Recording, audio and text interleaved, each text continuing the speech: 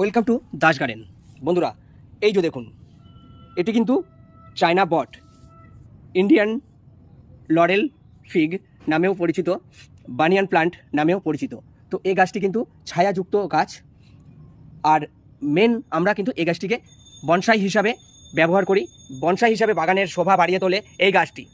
আর এই গাছটিতে কিন্তু আপনার বায়ু বিশুদ্ধীকরণ হয় বিভিন্ন জায়গায় বিভিন্ন নামে পরিচিত। তো খুবই সহজে এর চারা তৈরি করা যায়। বায়ু বিশুদ্ধকরণ আর বাগানে বনসাই হিসাবে শোভা দেয় এই গাছগুলো। এর খুব চকচকে পাতা হয়, দেখতেই পাচ্ছেন, খুব গ্লেজি পাতা। দেখুন কত সুন্দর লাগে।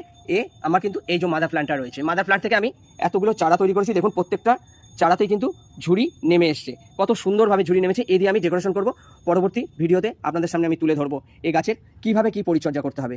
নমস্কার বন্ধুরা, ভিডিওটি ভালো লাগলে লাইক শেয়ার কমেন্টস করবেন। প্লিজ চ্যানেলটিকে সাপোর্ট করে দেবেন, সাবস্ক্রাইব করে আমার পাশে থাকবেন।